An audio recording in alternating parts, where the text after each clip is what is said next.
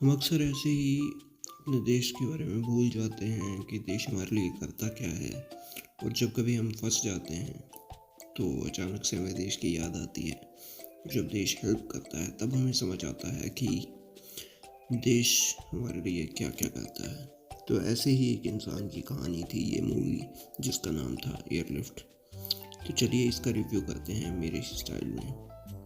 Kuwait की रोशनियों में बसा एक हिंदुस्तानी जिसने अपना देश भुला दिया था। कहानी में कहीं वो कहता था, मैं कुवैती हूँ गर्व से, लेकिन तकदीर ने लिख दिया था कुछ और उसके हर्फ से। फिर सुबह बंदूकों की आवाज़ में उठा सवेरा, जहाँ दोस्ती भी दुश्मनी बन गई थी। इरादों का था अंधेरा जब ज़मीन का रंग लाल हुआ और इंसानियत थी खौफ में। तब जागा एक इंसान, रंजीत, जो भूल गया था अपना पहचान। मैं ये कहानी सिर्फ एक आदमी की नहीं, ये दास्तां है उन 17 लाख दिलों की जो भारत को याद कर बैठे थे वही, जहां एक खुदगर्ज आदमी हीरो बन गया और इंडिया कुछ नहीं करता कहने वाला उसी इंडिया के परचम में ढल गया। 1990 में एक इंडियन एक्सपेरिएट रंजीत कात्याल एक सक्सेसफुल बिजनेसमैन होता है जो कुवैत में बेस्ड होता है। उसके कुवैत सिटी और बगदाद के टॉप ऑफिशियल्स के साथ काफ़ी अच्छे कनेक्शंस होते हैं। उसका एक हैप्पी फैमिली लाइफ होता है, वाइफ अमृता और उसकी बेटी सिमू के साथ। रंजीत अपने आप को कुवैती कहता है और इंडियंस को थोड़ा लाइटली लेता है।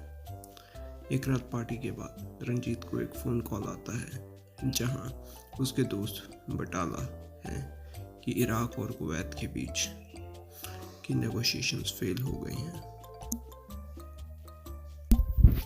और इराकी आर्मी ने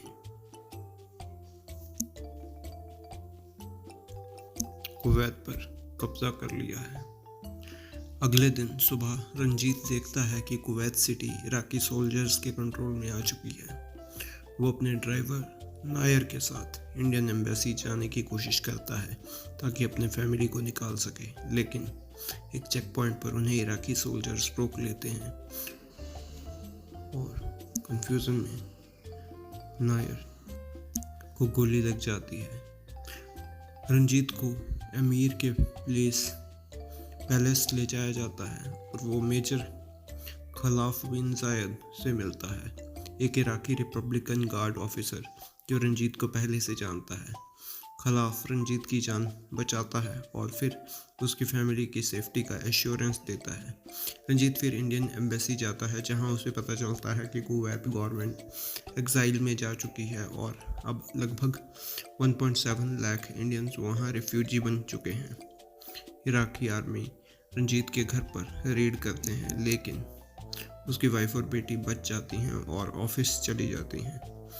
अब रंजीत अपने कुछ दोस्तों को कन्विंस करता है और मेजर खलाफ की परमिशन से 500 इंडियंस के लिए एक टेम्परेरी कैंप बनाता है। अमृता चाहती है कि रंजीत सिर्फ अपनी फैमिली को बचाए, लेकिन रंजीत का दिल बदल जाता है। वो डिसाइड करता है कि सब इंडियंस की हेल्प करेगा। रंजीत दिल्ली कॉल करता है और एक्सटर्नल अफेयर मिनिस्ट्री के संजीव कोहली से बात करता है। इराकी सोल्जर्स कैंप में लूट मार करते हैं और लोगों को परेशान करते हैं। रंजीत मेजर खलाफ से कंप्लेंट करता है, जहां खलाफ सिर्फ सॉरी बोलता है और बताता है कि सद्दाम हुसैन ने इंडियंस को लीव करने की परमिशन दे दी है, लेकिन एग्जिट का कोई रास्ता नहीं है। रंजीत बगदाद जाता है हेल्प मांगने, लेकिन कोई रिजल्ट नहीं मिलता। बाद में इराकी फॉरेन मिनिस्टर तारिक एजाज से मिलता है, जो हेल्पफुल होता है। वो बताता है कि एक इंडियन शिप सप्लाई लेकर इराक आ रही है और इंडियंस उस शिप में जा सकते हैं, लेकिन फिर उन एम्बार्गो लग जाता है और शिप्स के आने जाने पर बैन लग जाता है। सारी उम्मीदें टूट जाती हैं। दूसरी तरफ कोहली इनिशियली लेजी होता है, लेकिन उसके फादर उसे पार्टीशन की यादें बताते हैं जो उसे मोटिवेट करते हैं। कोहली एयर इंडिया को कांटेक्ट करता है और अम्मान एम्बेसी से परमिट्स अरेंज करवाता है। इंडियंस कुवैत छोड़ने लगते हैं। एक चेक पॉइंट पर फिर से ट्रबल हो जाता है। इराकी सोल्जर्स अमृता को मारने की धमकी देते हैं क्योंकि किसी के पास आईडी नहीं होती। तब रंजीत सोल्जर्स से फाइट करता है और बाकी इंडियंस उसका साथ देते हैं। सोल्जर्स गिव अप कर देते हैं और कॉनवे जॉर्डन पहुंचता है, जहां एयर इंडिया और इंडियन एयरलाइंस के प्लेन्स रिफ्यूजीज को इंडिया ले जाते हैं। सब लोग रंजीत को सैल्यूट करते हैं।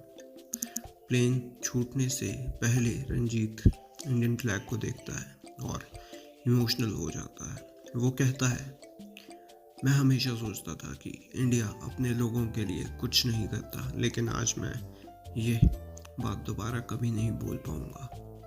तो दोस्तों, ये मूवी जो थी ये काफ़ी इमोशनल थी, आपको देखनी चाहिए। ये एक अच्छी मूवी है। तो ये था मेरा रिव्यू। मैं मिलता हूँ आपको किसी और वीडियो में किसी और रिव्यू के साथ। तब तक के लिए बाय।